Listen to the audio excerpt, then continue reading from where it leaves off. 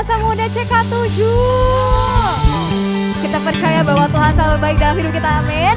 Yang siap untuk memuji Tuhan, mari sama-sama sorakan. Beri kembali terbaik buat Tuhan Yesus. Come on. Sebab Engkau adalah Allah kami yang luar biasa. Di setiap kami Tuhan. Haleluya.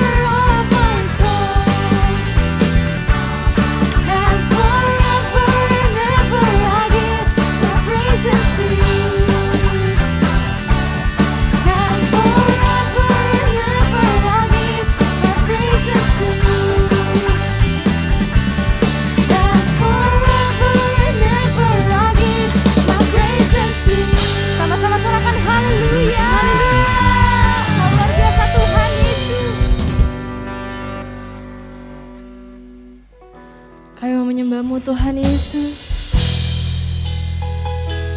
Kami menyerahkan hati kami dalam tangan-Mu Tuhan Yesus. Terima kasih Bapa.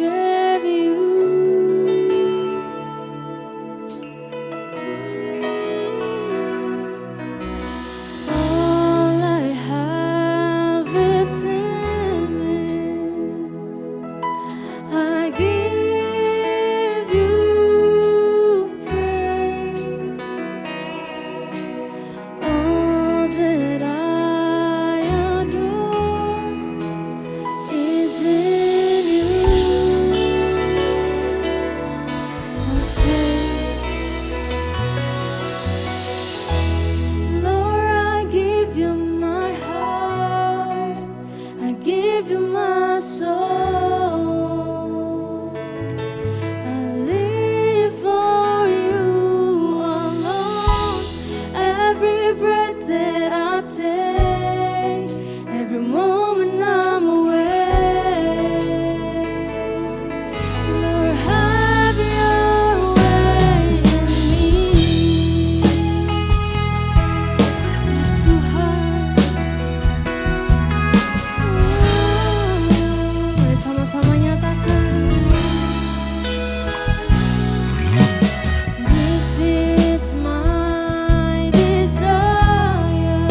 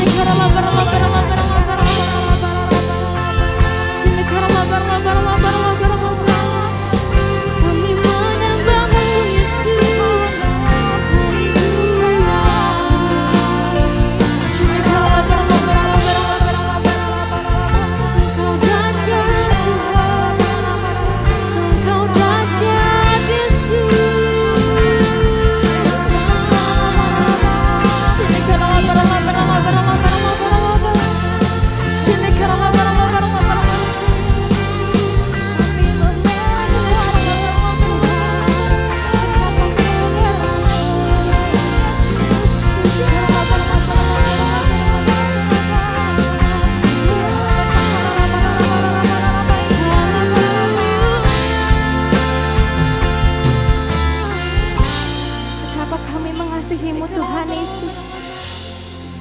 Setiap kami Tuhan, kami bersyukur memiliki Allah seperti Engkau. Dan setiap kami Tuhan memuji nama-Mu. I love you, Lord, and I lift my voice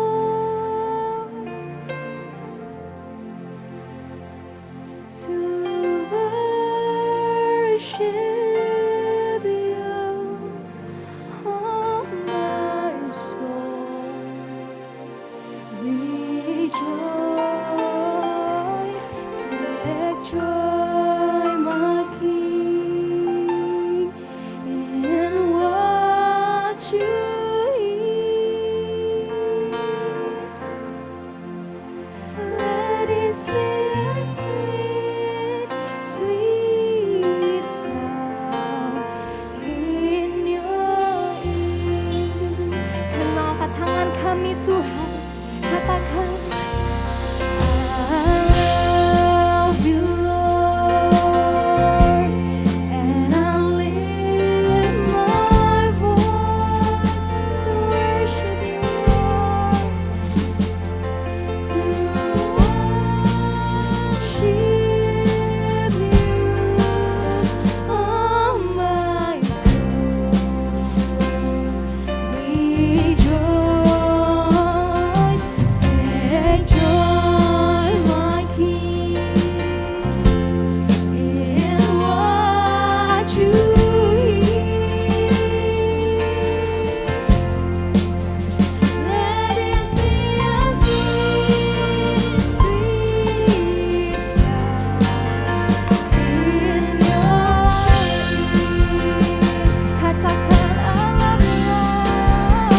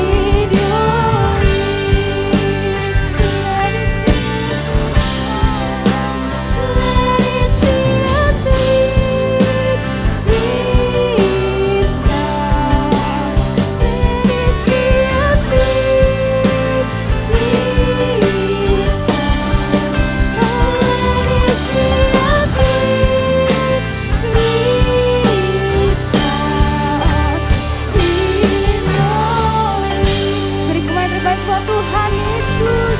Haleluya. Hanya Engkau yang kami layak untuk kami sembah Tuhan. Terima kasih Tuhan Yesus. Shalom GBI PRJ. Sebelum pemberitaan firman Tuhan pada hari ini, mari kita tundukkan kepala dan berdoa. Tuhan, terima kasih mengucap syukur buat hari yang luar biasa ini Tuhan. Kami mengucap syukur buat tahun yang baru, tahun 2022 ini Tuhan.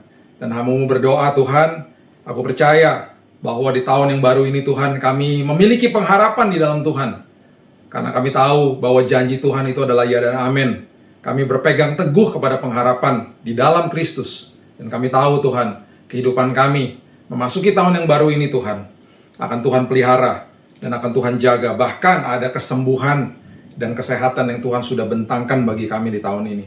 Kami sambut firman kehidupan hanya di dalam satu nama, Yesus Kristus Tuhan dan Juru Selamat kami. Kami sudah berdoa dan mengucap syukur. Kita sama-sama katakan, amin. Bapak Ibu yang dikasihi Tuhan, judul firman Tuhan pada hari ini berjudul pengharapan. Karena memasuki tahun yang baru, kita butuh pengharapan.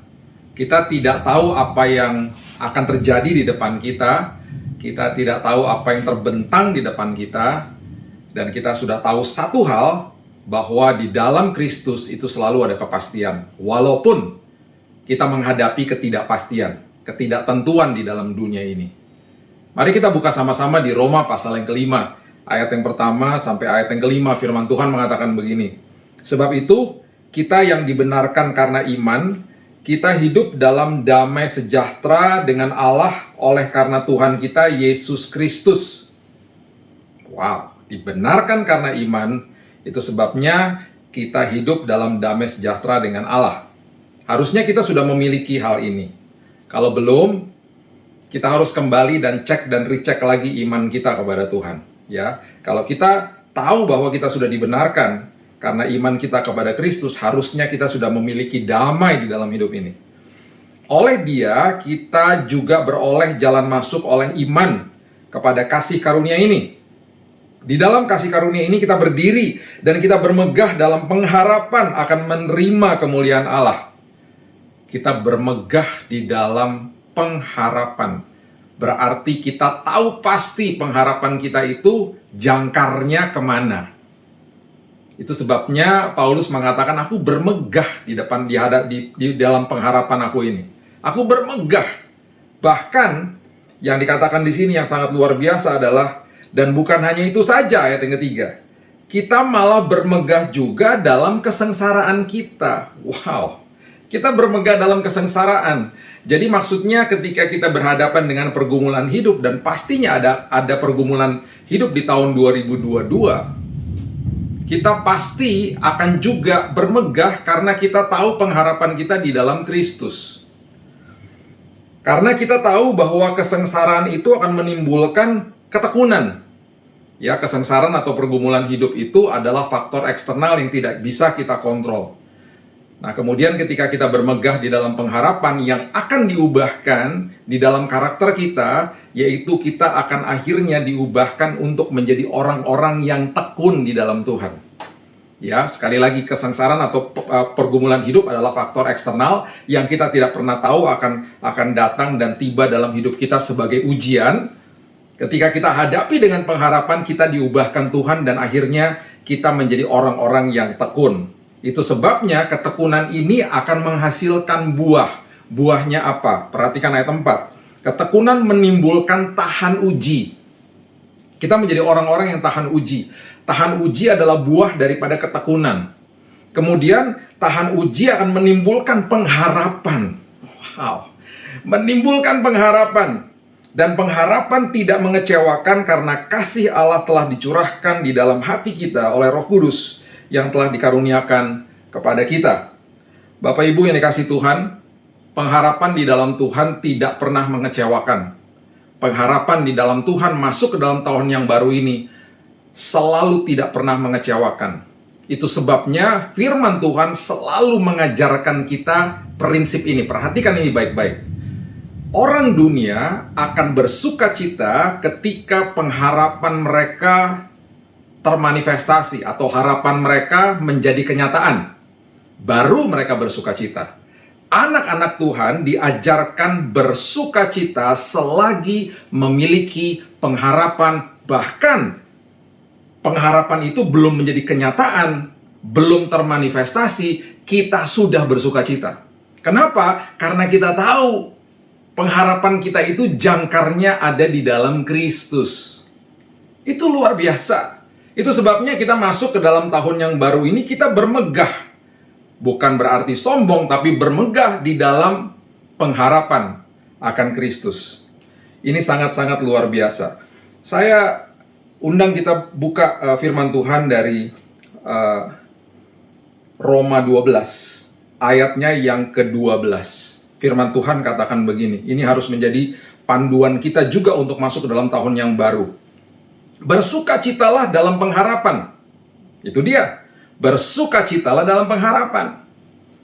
Dunia mengatakan bersukacitalah setelah pengharapanmu menjadi kenyataan. Tetapi firman Tuhan mengatakan bersukacitalah dalam pengharapan. Selagi engkau berharap, bersukacitalah. Karena pengharapanmu di dalam Kristus tidak pernah mengecewakan. Sabarlah dalam kesesakan. Sabarlah dalam pergumulan hidup. Dan bertekunlah dalam doa. Bertekunlah dalam doa. Ya. Jadi orang kalau lagi sedang berharap, biasanya dia meluangkan waktunya kepada hal tertentu atau orang tertentu atau bahkan barang tertentu, sesuatu tertentu. Apa yang dia luangkan waktunya itu adalah biasanya fokus dan orientasi dia kepada siapa dia berharap. Ada orang-orang yang meluangkan waktunya justru kepada misalnya uang atau pekerjaannya dia, ya, untuk supaya dia bisa memiliki pengharapan. Tetapi Alkitab mengajarkan, ya, luangkan waktumu di dalam doa. Luangkan waktumu, tujukan waktumu, investasikan waktumu di dalam doa kepada Kristus. Ya, itu akan terlihat kepada siapa dan di mana kita meluangkan atau menginvestasikan waktu kita selagi kita hidup di dalam pengharapan. Ya. Roma 4 ayat 18. Ini adalah persepsinya manusia. Ada sebuah kata yang saya mau tonjolkan di sini supaya kita mengerti dengan betul, ya, tentang prinsip pengharapan ini. Roma 4 ayat 18. Sebab sekalipun tidak ada dasar untuk berharap. Ya, Paulus sedang mengajarkan ini persepsinya manusia. Sekalipun tidak ada dasar untuk berharap, namun Abraham berharap juga dan percaya. Walaupun dari persepsi manusia tidak ada dasar untuk berharap, tetapi Abraham berharap juga dan percaya bahwa ia akan menjadi bapa banyak bangsa menurut yang telah difirmankan, demikianlah banyaknya nanti keturunanmu. Sekalipun tidak ada dasar bagi saya dan saudara untuk berharap masuk ke dalam tahun yang baru ini. Karena di dalam dunia memang tidak ada kepastian. Persepsi kita melihat tidak ada dasar untuk berharap. Tetapi sama seperti Abraham, kita tetap berharap juga. Kita tetap percaya. Karena kita tahu kepada siapa kita berharap. Itu maksud firman Tuhan. Dan itu sangat memerdekakan. Dan itu harusnya membawa sukacita bagi kita semuanya. Ya, kalau kita sudah mendapatkan sesuatu dan semuanya Tuhan sudah perlihatkan, tidak ada alasan untuk kita untuk berharap lagi. Tidak ada alasan kita untuk kita melatih iman kita. Itu sebabnya perjalanan bersama Tuhan yang sudah pernah saya katakan, ujung daripada terowongan tidak diberitahu. Ujung daripada perjalanan tidak dikasih tahu sama Tuhan. Makanya Tuhan selalu mengatakan bahwa firman-Nya adalah pelita. Firman-Nya adalah pedoman, bukan lampu sorot. Supaya kita berjalan perlahan-lahan dan setiap firman itu menjadi pedoman dan pelita bagi langkah-langkah hidup kita. Itu maksudnya. Luar biasa. Tuhan sangat dahsyat. Ibrani 11 ayat yang ke-8 coba kita lihat bersama-sama. Ini adalah sebuah pertanyaan yang biasanya kita tanyakan kepada Tuhan ketika kita masuk ke dalam lembaran-lembaran baru dalam hidup ini, khususnya tahun yang baru, tahun 2022 ini. Ya. Ibrani 11 ayat 8 mengatakan, karena iman Abraham taat. Ketika ia dipanggil untuk berangkat ke negeri yang akan diterimanya menjadi milik pusakanya, lalu ia berangkat dengan tidak mengetahui tempat yang ia tujui. Abraham disuruh berangkat dari tanah Ur. Disuruh berangkat sama Tuhan. Ya, untuk pindah. Abraham ini kaya. Kalau dia traveling pastinya logistiknya itu sangat banyak yang harus dibawa beserta dengan semua ajudannya dan keluarganya. Dan ketika ia disuruh berangkat, ia tidak pernah diberitahu tujuannya kemana, hanya diberikan arahnya sama Tuhan. Itu sebabnya Alkitab mengatakan ia berangkat dengan tidak mengetahui tempat yang ia tujui. Kita sudah tahu arah 2022 kemana. Kita tinggal melewati hari demi hari dan akhirnya masuk ke dalam tahun yang baru, ya. Kita nggak tahu ujungnya seperti apa, sama seperti Abraham. Tetapi Abraham tetap berangkat. Abraham tidak tahu tempatnya. Ya, saat itu ketika ada sebuah perubahan itu, Abraham sudah cukup tua.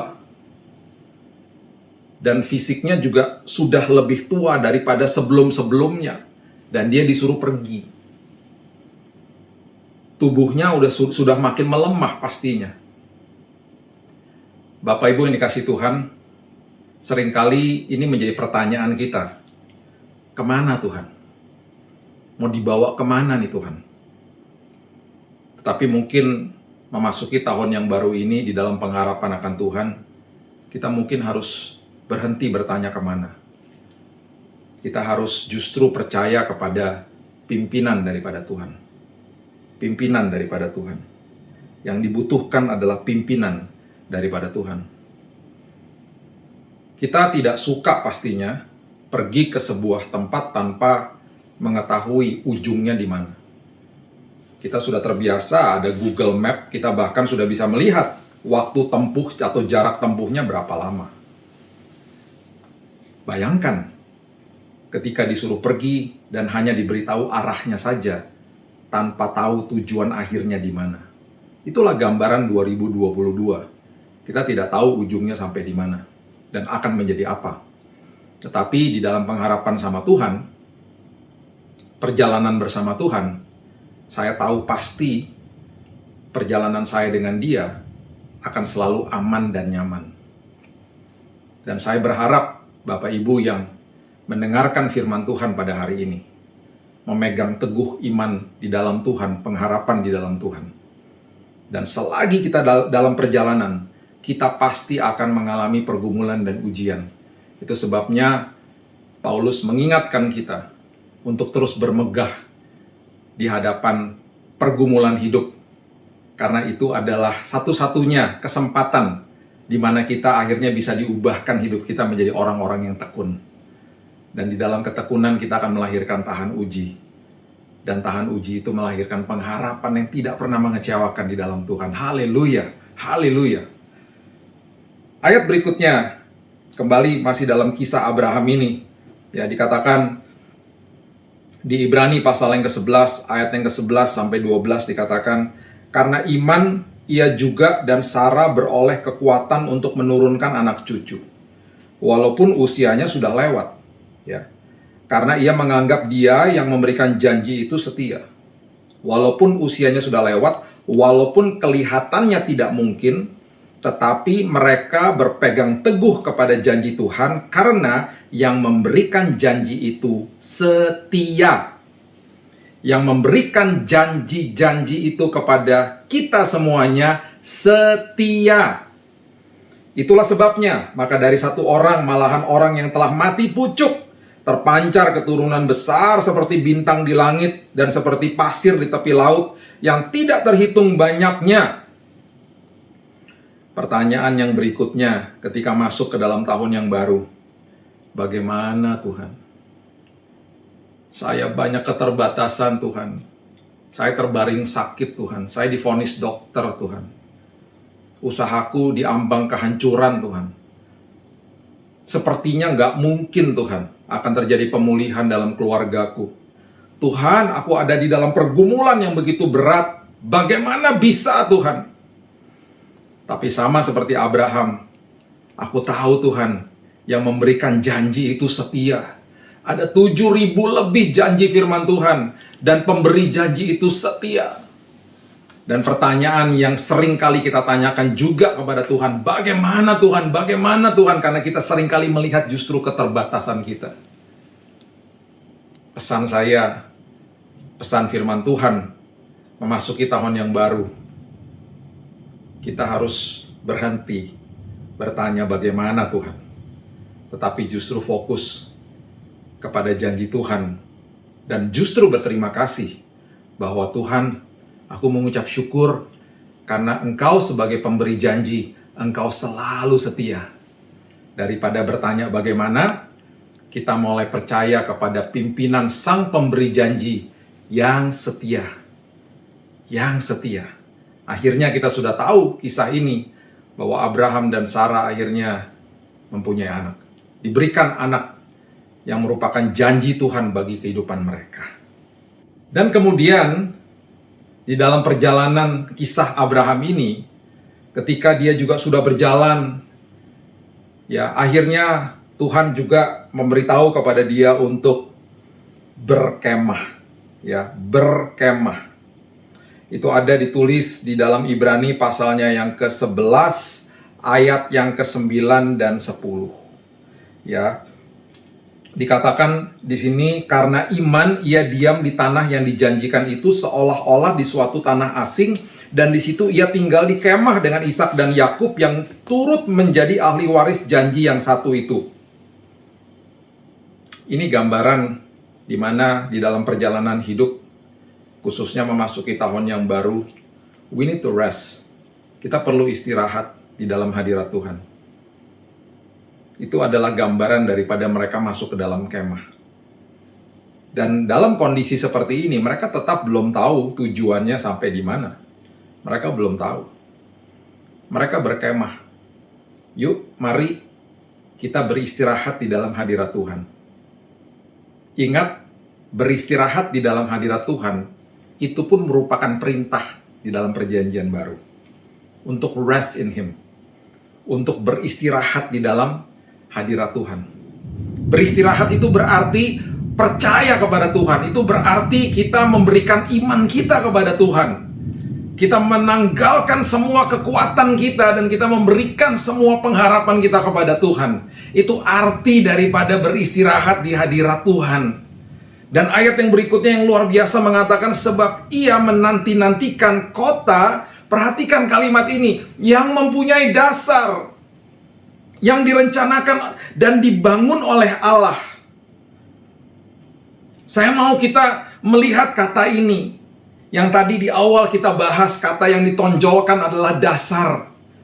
Tadi kita sudah membahas bagaimana Paulus menggambarkan ketika Abraham berjalan bersama Tuhan di dalam perjalanan imannya bersama dengan Tuhan, seolah-olah di depan mata dia pengharapan itu tidak ada dasarnya.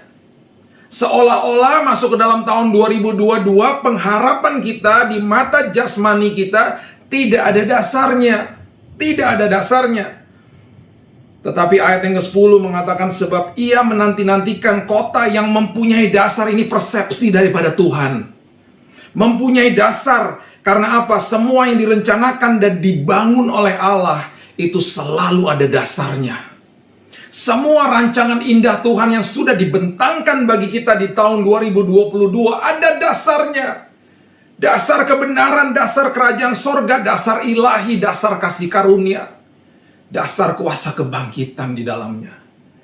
Dan semua yang dibangun oleh Tuhan, semua yang direncanakan oleh Tuhan, semua yang sudah dirancangkan oleh Tuhan untuk kita semua di tahun 2022, itu ada dasarnya walaupun di mata jasmani kita seolah-olah tidak ada dasarnya. Ini yang firman Tuhan berusaha untuk memberikan sebuah pewahyuan kepada kita, bahwa apapun yang Tuhan sudah rancangkan di dalam hidup kita ini, dan selalu firman Tuhan katakan bahwa rancangan Tuhan itu selalu membawa kebaikan bagi kita, itu ada dasarnya. Ada fondasi yang kokohnya. Itu sebabnya pengharapan di dalam Tuhan tidak mengecewakan. Karena bukan sebuah pengharapan kosong. Abraham disuruh beristirahat. Di dalam peristirahatan dia itu lagi sedang menunggu jawaban Tuhan.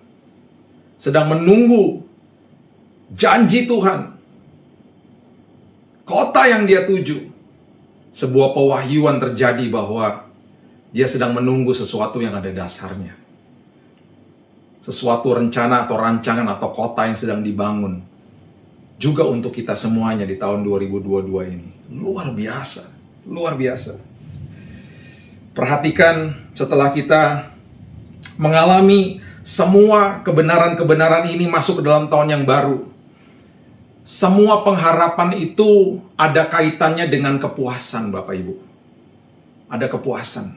Itu sebabnya saya katakan di awal tadi bahwa di dalam penantian kita, di dalam pengharapan kita akan Tuhan, akan semua janji-janji Tuhan, harusnya kita sudah merasa puas.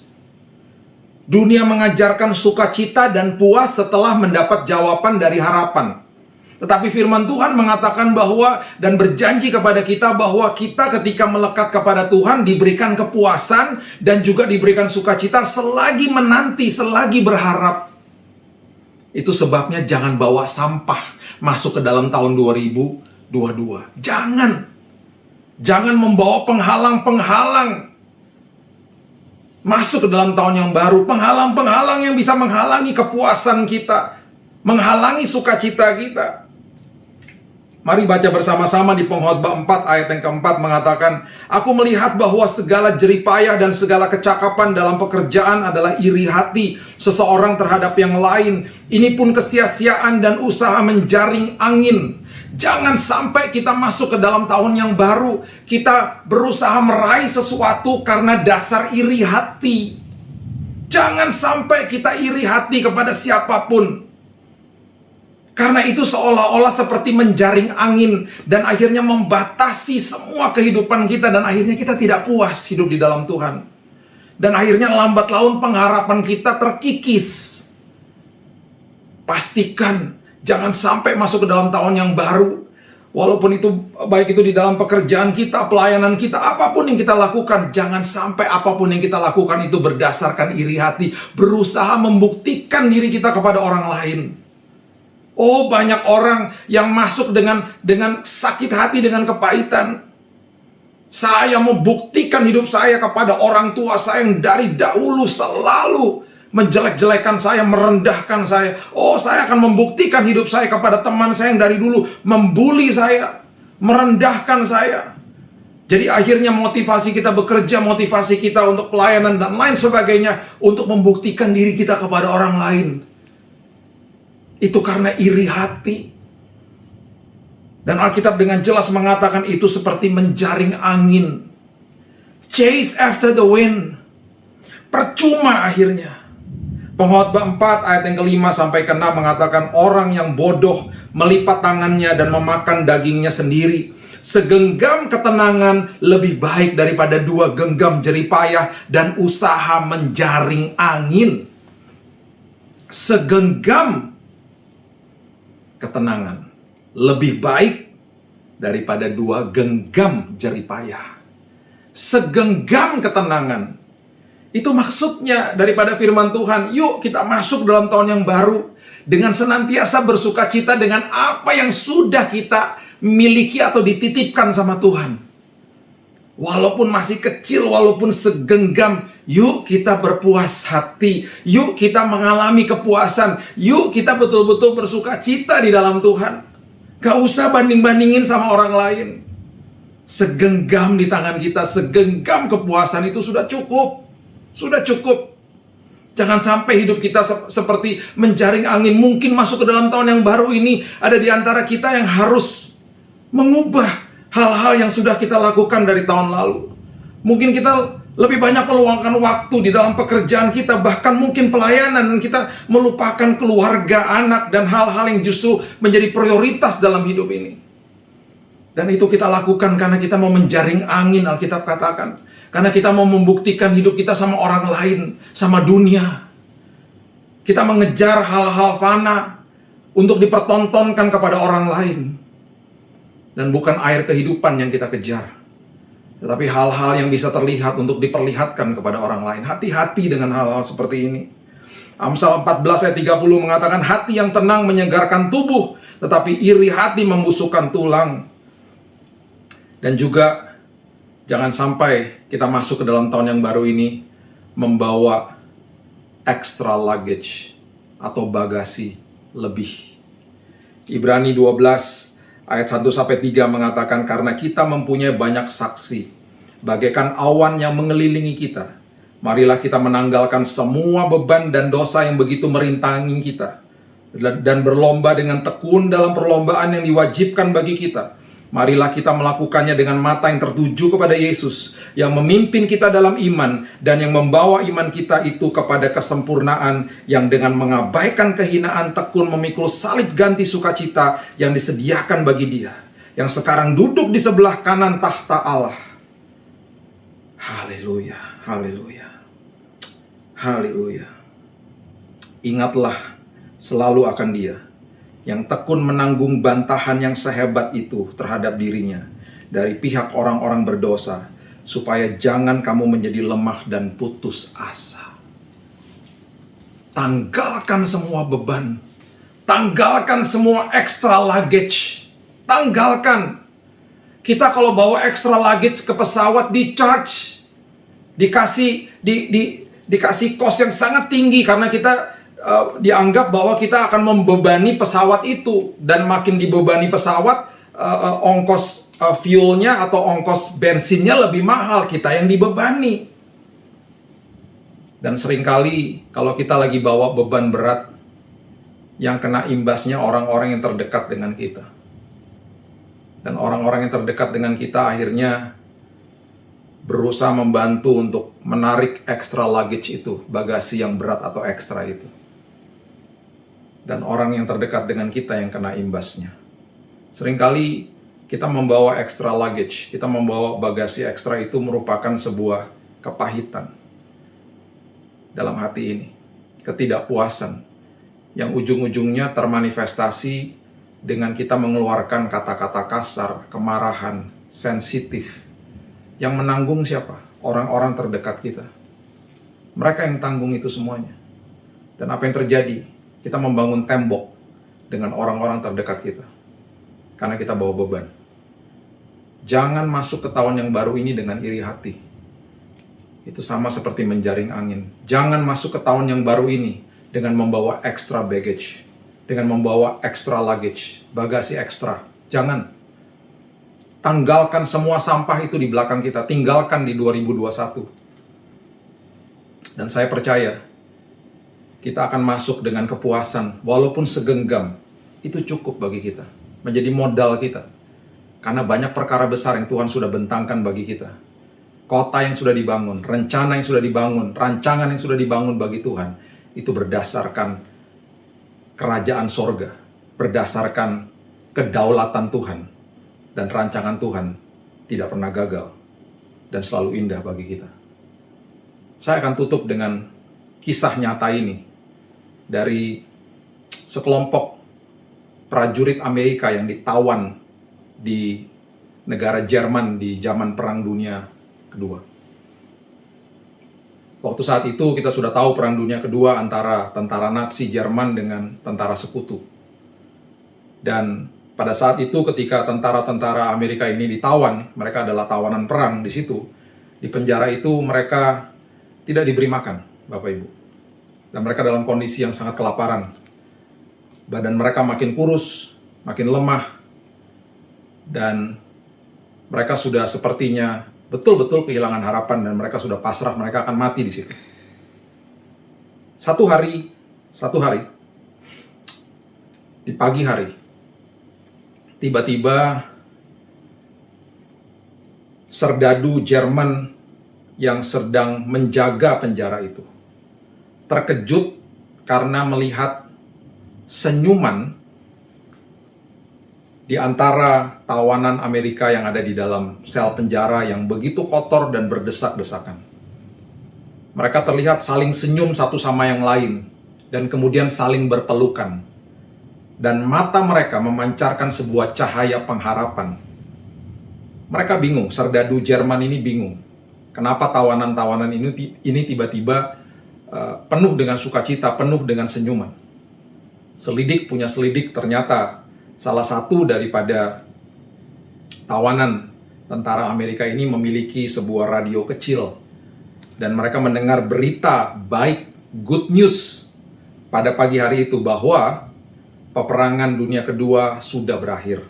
Tentara sekutu sudah memenangkan perang dunia kedua dan sudah menandatangani sebuah persetujuan untuk mengakhiri perang dunia kedua, dan juga semua tawanan-tawanan perang akan segera dibebaskan. Jadi pertolongan bagi mereka itu sedang on the way. Itu sebabnya mereka bersukacita. Itu sebabnya ketika mereka mendengar tentang good news ini, kabar baik ini, mereka memiliki pengharapan dan mereka bersukacita. Pertanyaan saya, ketika mereka dalam kondisi yang bersukacita dan memiliki pengharapan ini, apakah mereka sudah lepas dari atau sudah tidak ada lagi di penjara? Tidak. Mereka masih ada di penjara. Mereka masih dalam kondisi kurus, kurang makan. Mereka masih dalam kondisi yang seperti sehari sebelumnya. Tetapi hari itu mereka bersukacita, bersenyum, dan berpelukan karena mereka mendengar kabar baik.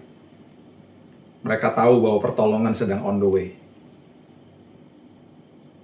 Walaupun kita masuk ke dalam tahun yang baru ini masih dalam pergumulan. Mungkin masih dalam kondisi sakit. Mungkin ada masalah rumah tangga, ekonomi, usaha, pekerjaan, apapun bentuknya.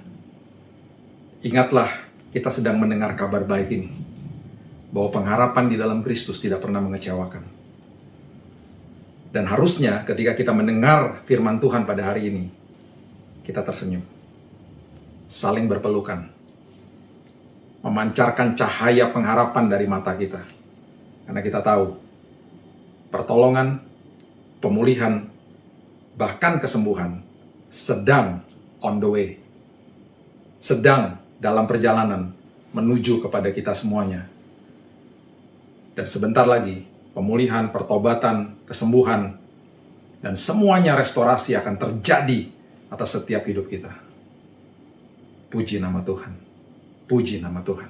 Saya percaya firman Tuhan pada hari ini akan memerdekakan kita dan membawa pengharapan yang teguh untuk masuk ke dalam tahun 2022 ini. Supaya kita betul-betul tekun dan kemudian memiliki tahan uji dan pengharapan yang tidak pernah mengecewakan di dalam Tuhan. Mari kita berdoa. Tuhan, terima kasih, mengucap syukur buat firman Tuhan pada hari ini. Hamba-Mu percaya bahwa semua yang sudah kami dengar, kabar baik ini yang sudah kami dengar, Tuhan, akan membuat hari ini kami tersenyum, bersukacita, mungkin saling berpelukan, karena kami tahu bahwa kesembuhan sedang on the way, pemulihan keluarga sedang on the way, pemulihan pekerjaan, ekonomi, dan usaha kami sedang on the way. Karena kami tahu, Tuhan, bahwa pengharapan di dalam Tuhan tidak pernah mengecewakan. Ajari kami, Tuhan, supaya kami meresponi pergumulan hidup kami, supaya kami belajar tekun. Dan kami percaya kami akan menjadi orang-orang yang tahan uji dan memiliki pengharapan yang tidak pernah mengecewakan di dalam Tuhan. Karena pengharapan di dalam Tuhan ada dasarnya. Ada dasarnya. Terima kasih, Kristus. Terima kasih, Yesus. Terima kasih, Kristus. Aku mengucap syukur buat hari ini. Ucap syukur buat tahun yang baru ini. Meteraikan firman ini, Tuhan, menjadi modal kami, supaya kami terus memiliki pengharapan dan iman di dalam Tuhan. Berkati setiap yang mendengar, setiap yang menonton khotbah ini pada hari ini. Pemulihan, kesembuhan sudah terjadi. Di dalam satu nama, Yesus Kristus Tuhan dan Juru Selamat kami sudah berdoa dan mengucap syukur. Kita sama-sama katakan, amin. Shalom, komunitas Dewasa Muda CK7 yang dikasihi Tuhan. Terima kasih telah mengikuti ibadah Dewasa Muda dari awal hingga dengan selesai. Kami juga ingin mengucapkan terima kasih kepada pembicara yang sudah menyampaikan firman Tuhan yang sungguh menguatkan dan memberkati.